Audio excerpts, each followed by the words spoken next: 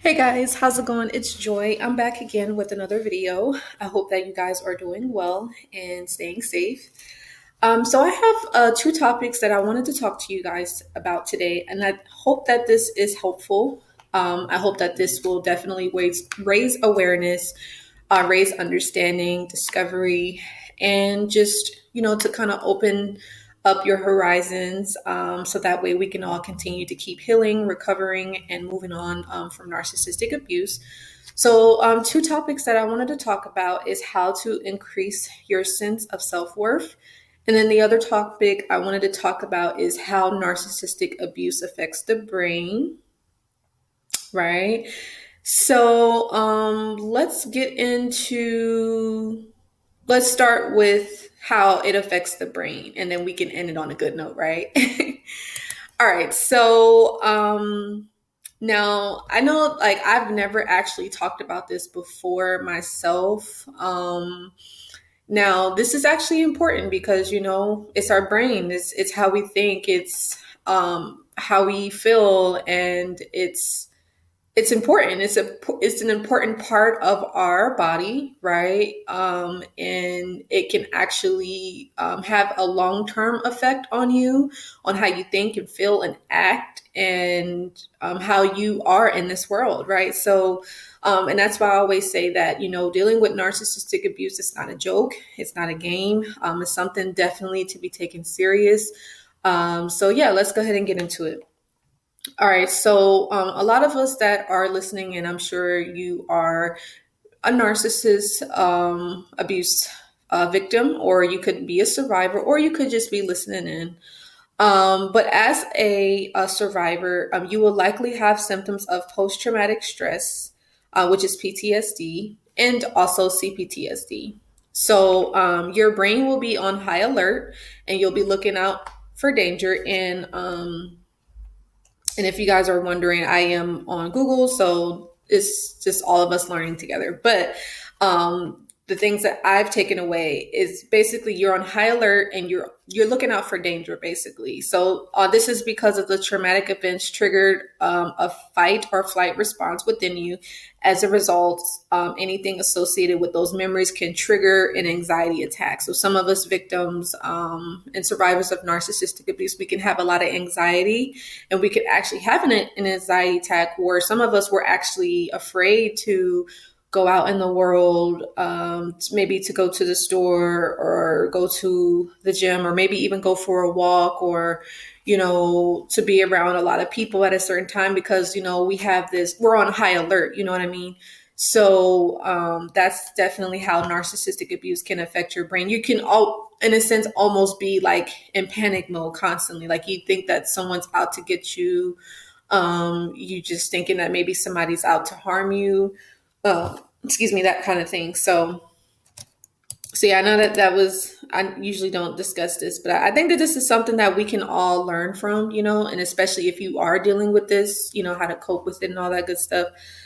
But basically, the continual retention of memories, this is narcissistic abuse changes your brain, right? So the continual retention of memories demands a large amount of neural activity, but there is hope. It says that there are reparative activities you can do to restore and rebuild your hippocampus and stop hijacking of your psyche by your amygdala.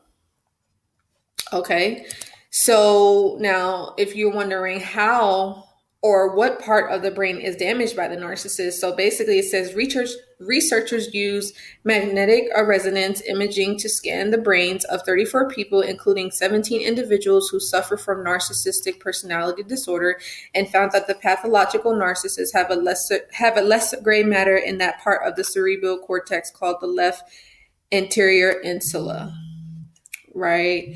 So, well, actually, that is actually what part of the brain is damaged in a narcissist. So my apologies. So that's actually for the narcissist, right? So, now let's also talk about what does gaslighting actually do to your brain, because you guys know that a lot of us victims and survivors, we are gaslighted by the narcissist, and the more that we're with them, the longer we're with them, the the worse it gets, the worse that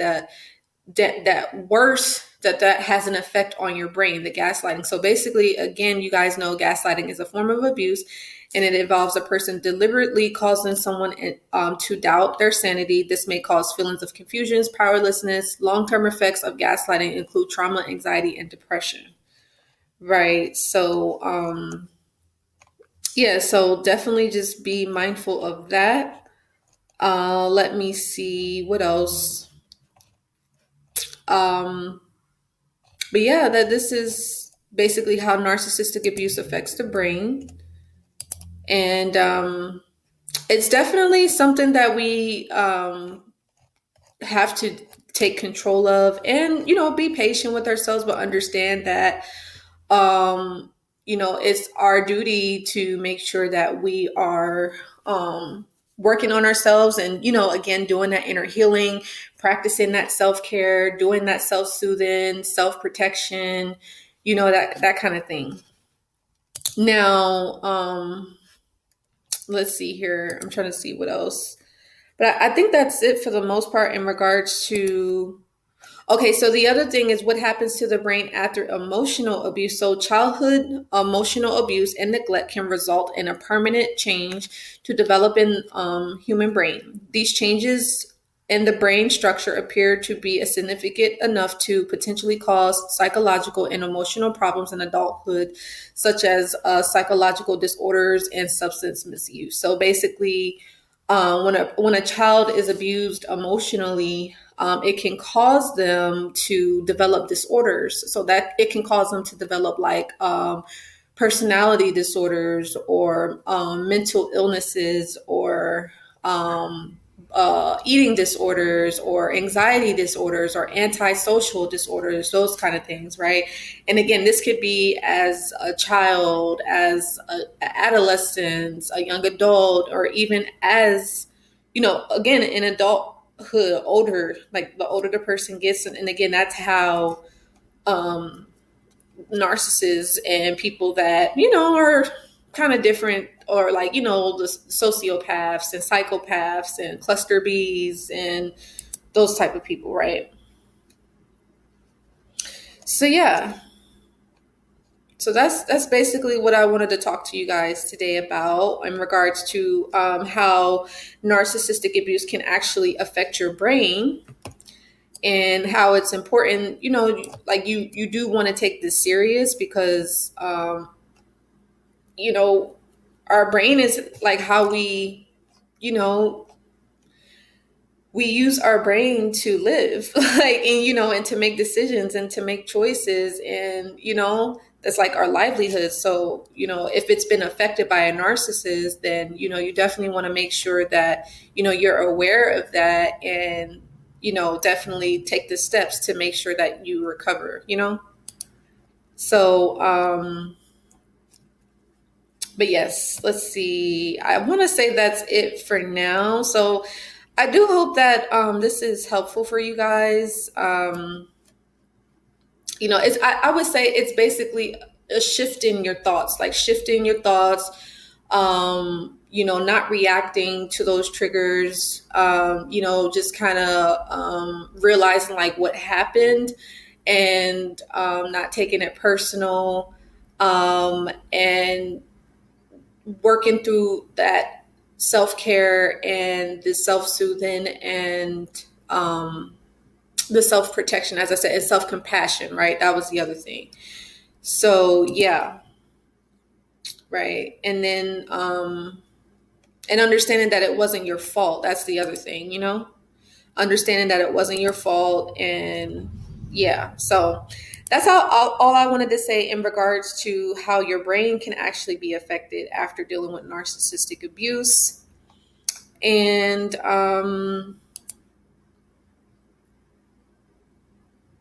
yeah, and then the other thing is someone may ask, well, can brain damage from narcissistic abuse be reversed? And it says the function of the amygdala and the hippocampus and the prefrontal cortex that are affected by the trauma can also be reversed. It says the brain is ever changing and recovery is possible. So yes, it is possible. So that's good.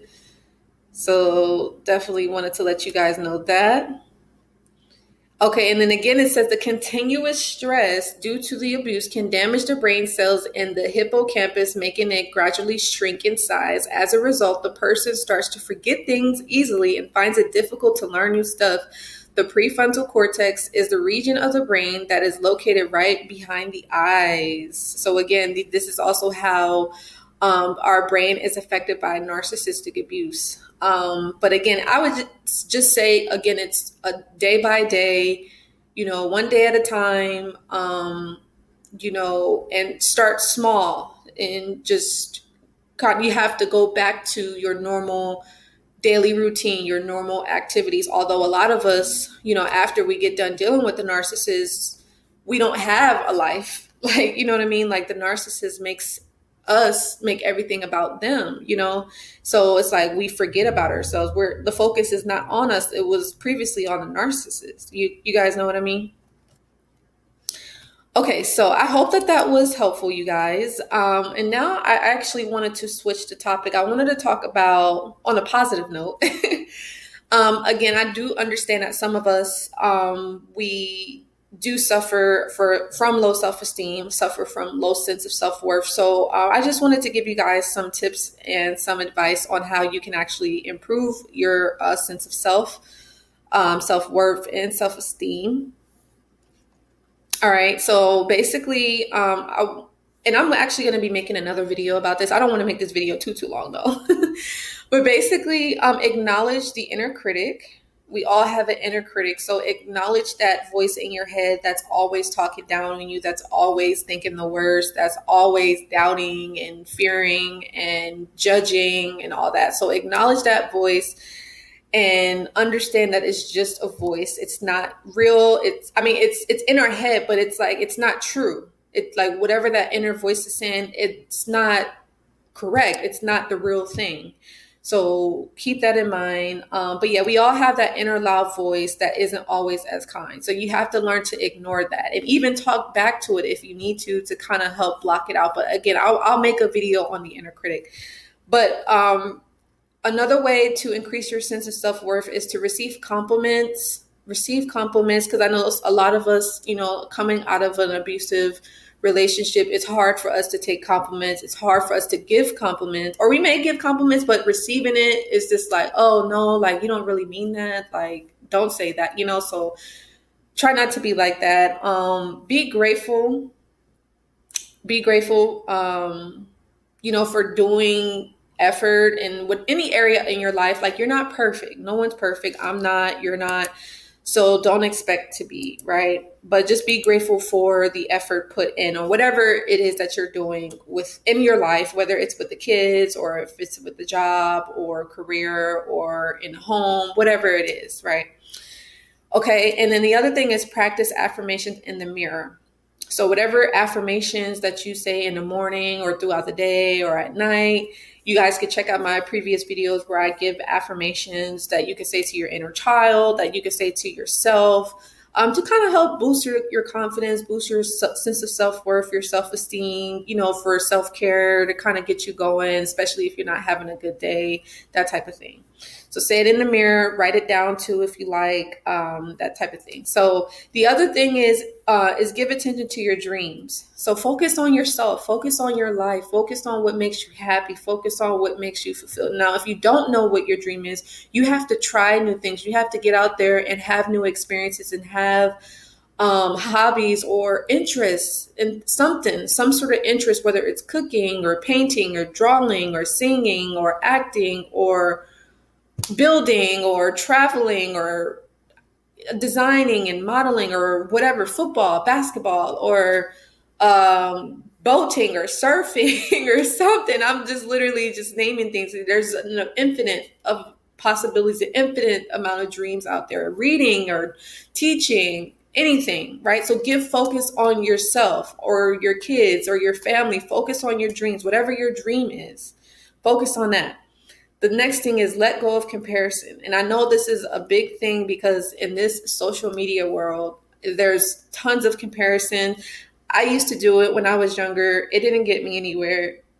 You may be doing it now. I'm sure it's not getting you anywhere. So try to let that go. Try not to compare your life to other people. Everybody's on their own journey. You're on your own journey, and that's okay. You're doing the best that you can with what you know, and that's perfectly fine. All right. And then the next thing is to find ways to serve others. Now, this can actually come in regards to your dreams, because your dreams may have something to do with serving others or giving back or volunteering or donating or whatever it is, right? And then the next thing is accept yourself as you are. It's okay to be you. It's so like you're not perfect. God created you the way that you are. And if somebody doesn't like it, then that's not your fault. If somebody doesn't love you, that's not your fault. If someone abuses you, that's not your fault. But if you stay there, if you recognize what's going on, then you have the responsibility to, to make that next move, to decide that you want to do something different, or make a better decision, make a better choice. Right. And then just some more advice for you guys. What you can do to increase your sense of self-worth is forgive yourself. Many of us struggle to feel worthy because we're angry with ourselves about past mistakes. And I could definitely relate, because I have been angry and I had to forgive myself. I had to forgive my parents and all types of things. So I definitely get this. Now, if you're struggling to forgive, give it time, because not everybody wants to forgive. Some people they can't let something go. And, but you have to accept that it happened and that you made a mistake, and that's all right. Watch my video where I talk about it's okay not to be okay. You don't have to be nice all the time. Watch that, right? If you're struggling with forgiveness. But yeah, practice self-acceptance, be there for yourself, and connect with supportive people, right?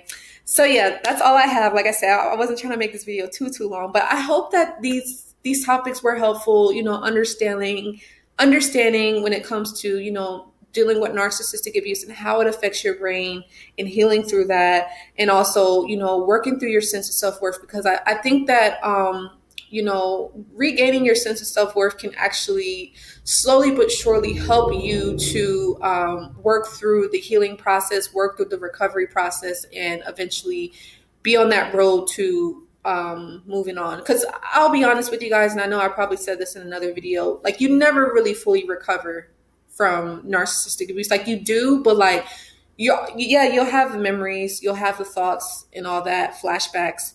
But the healing, and when I say the healing process, that's like a lifelong journey, right? So you're always going to be working through healing, but you're going to get to a point where it doesn't bother you anymore. You're going to get to a point where you don't even think about it anymore. Now that's when you've like really healed, right? But in a sense, you're still kind of healing, if that makes sense. It's always room for growth. So yeah, but anyway, you guys, I hope that you enjoyed this video. Give it a like, share, and subscribe, and I will see you guys in the next video. Let me know what you guys thought on this topic. Was it helpful?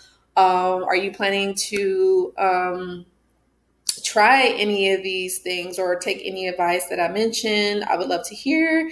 So yeah, I'll see you guys in the next video. Take care. Bye.